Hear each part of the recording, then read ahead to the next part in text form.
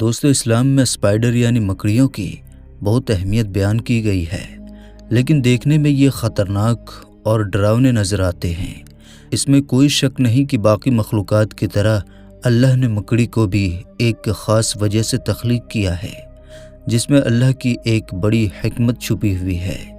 یہ چھوٹی سی مکڑی وہ کرشماتی کام کر جاتی ہے جس کام سے ایک مکڑی کی عقل مندی کا پتہ چلتا ہے، اور مکڑی کے ایک کام میں انسانوں کے لیے ایک بڑی نصیحت چھپی ہے، جسے اگر کسی نے جان لیا تو وہ اپنی زندگی میں اطمینان حاصل کر لے گا۔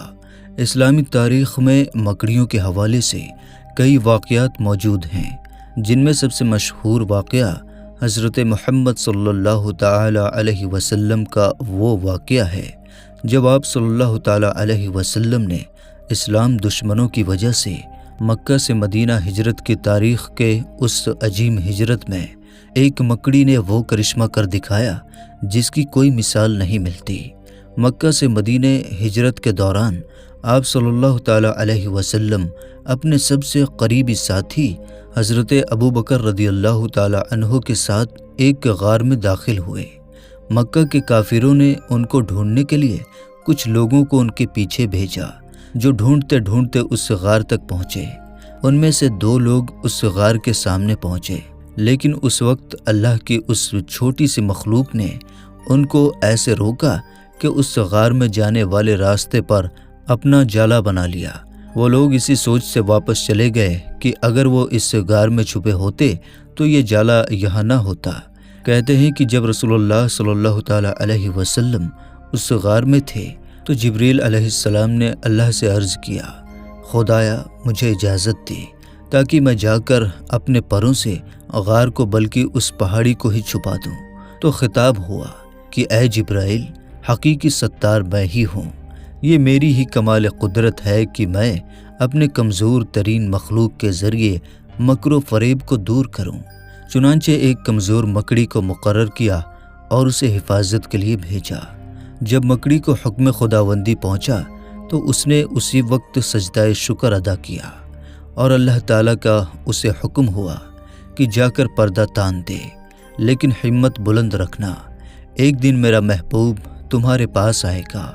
اور مکڑی اس امید پر 700 سال اس غار کے منہ پر بیٹھی انتظار کرتی رہی۔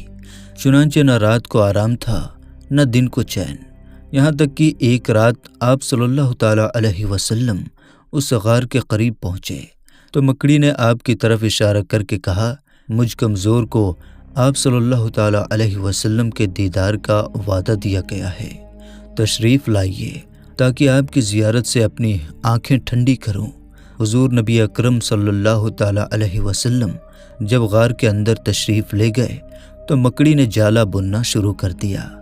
آپ نے حضرت ابو بکر صدیق رضی اللہ تعالی عنہ سے کہا، اے ابو بکر، ایک وقت سے میں اس فکر میں تھا کہ میری امت اس باریک پل صراط سے کیسے گزرے گی۔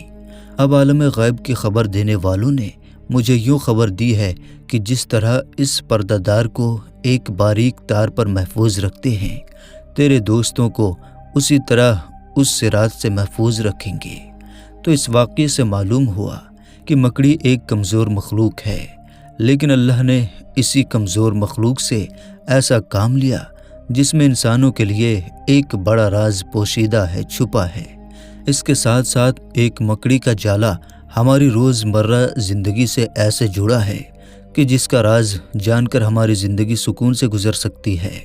مکڑیاں جالا بڑی مہارت سے بناتی ہیں، ایسی مہارت سے کہ کوئی نئی اور ایڈوانس ٹیکنالوجی مشین بھی ان کا مقابلہ نہیں کر سکتی۔ مکڑیاں چلتے پھرتے کارخانے ہیں۔ ان کا یہ جالا الگ الگ قسم کے ریشمی دھاگوں سے تیار ہوتا ہے۔ مکڑی کے پیٹ میں 5-6 گلینڈز ہوتے ہیں، اور الگ الگ قسم کا یہ ریشمی انہی سے نکلتا ہے، جو سوکھا بھی ہوتا ہے اور لیس تار بھی۔ اسی سے مکڑیاں جالے کے باریک اور موٹے تار تیار کرتی ہیں، جس میں وہ انڈے رکھتی ہیں اور شکار کو پکڑتی ہیں۔ ان کے پیٹ سے جو پروٹینی مادہ نکلتا ہے، مکڑی اپنی پچھلی ٹانگوں سے اس کے ریشمی تار بناتی ہیں۔ مکڑی کے اس جالے کی زندگی بہت تھوڑی ہوتی ہے، کھلی جگہ پر تو یہ ایک دن سے زیادہ نہیں ٹھہر پاتا۔ مکڑی اپنے کام میں لگ جائے تو آدھے پونے گھنٹے میں شاندار جالا تیار کر لیتی ہے۔ کہتے ہیں کہ مکڑی اس لیے جالا بنتی ہے کہ اس میں شکار پھانس کر اپنے پیٹ کی آگ بجھائے، لیکن یہ بات پوری طور پر صحیح نہیں۔ اگر آپ مکڑی کے ناشتے، دوپہر اور رات کے کھانے کا انتظام کر دیجئے، لیکن پھر بھی وہ جالا بنے گی۔ آج نئی ترقی کے اس دور میں یہ واقعہ وہ نہیں جو مغربی ریسرچرز کا دھیان اس چھوٹی سی مخلوق کی طرف کرتی ہے، بلکہ ان کی دھیان کا مرکز قرآن کی 19ویں سورت ہے جس میں اس مخلوق کا ذکر ہے۔ سورہ عنکبوت کی آیت 41 میں اللہ کا ارشاد ہے، جن لوگوں نے خدا کے سوا اوروں کو کارساز بنا رکھا ہے، ان کی مثال مکڑی کی سی ہے کہ وہ بھی ایک طرح کا گھر بناتی ہے، اور کچھ شک نہیں کہ تمام گھروں سے کمزور مکڑی کا گھر ہے۔ کاش یہ اس بات کو جانتے۔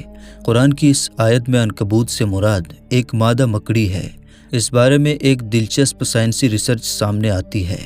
اس ریسرچ کی روشنی میں یہ بات سامنے آئی کہ مکڑی کا جالا ایک نر نہیں بلکہ ایک مادہ مکڑی بناتی ہے، اور یہ ریسرچ قرآن کی اس آیت کے مطابق ہے جس میں کہا گیا کہ ایک مادہ مکڑی ہی جالا بناتی ہے، جس کو آج سائنس بھی مان رہی ہے۔ اس آیت میں دوسری اہم بات یہ ہے کہ تقریباً تمام جانوروں میں میل یعنی نر جانور ہی بڑا اور طاقتور ہوتا ہے، لیکن اس چھوٹی سی مخلوق میں فیمیل یعنی مادہ جسم میں بڑی اور مضبوط ہوتی ہے۔ اور جس طرح باقی تمام جانور اور پرندے اپنے لیے گھر اس لیے بناتے ہیں تاکہ وہ بارش، سردی، دھوپ اور دشمنوں سے خود کو بچا سکیں، لیکن اس کا الٹا ایک مکڑی اپنے لیے جالا اس لیے بناتی ہے تاکہ وہ اس چیز کو نقصان پہنچائے اور اسے شکار کرے جو غلطی سے اس کے جالے میں آ جاتا ہے۔ یعنی ایک مکڑی کا گھر سب سے غیر محفوظ گھر ہوتا ہے، جسے قرآن میں سب سے کمزور گھر قرار دیا گیا ہے۔ اس صورت میں اللہ تعالیٰ نے مکڑی کی مثال دیتے ہوئے کہا کہ کاش یہ لوگ علم رکھتے۔ اب سوال یہ ہے کہ یہاں مکڑیوں سے متعلق کس علم کی بات ہوتی ہے جو ہم نہیں جانتے۔ حال ہی میں مکڑیوں پر ایک تحقیق کی گئی جس کے مطابق مادہ مکڑی بچے دینے کے بعد اپنے بچوں کے باپ کو قتل کر کے گھر سے باہر پھینک دیتی ہے۔ پھر جب اولاد بڑی ہو جاتی ہے تو وہ یہ عمل اپنی ماں کے ساتھ کرتی ہے اور اسے مار کر گھر سے باہر پھینک دیتی ہے۔ غور کیا جائے تو قرآن کریم کی سورہ عنکبوت کو اردو میں مکڑی کہا جاتا ہے، اور اس میں ارشاد باری تعالیٰ ہے کہ سب سے کمزور گھر عنکبوت کا ہے۔ اگر یہ انسان علم رکھتے، انسان مکڑی کے گھر کی ظاہری کمزوری تو جانتے ہی تھے کیونکہ وہ جالے کا بنا ہوتا ہے، مگر اس گھر کی مانوی کمزوری یعنی کھانا جنگی سے لا علم تھے۔ لیکن اب مکڑیوں پر ہونے والی جدید تحقیق نے اس کمزوری سے بھی واقف کروا دیا۔ اس لیے اللہ تعالیٰ نے فرمایا کہ اگر یہ علم رکھتے یعنی مکڑی کی گھریلو کمزوریاں اور دشمنی سے واقف ہوتے، اور حیرت انگیز طور پر اس صورت میں شروع سے آخر تک گفتگو فتنوں کے بارے میں ہے۔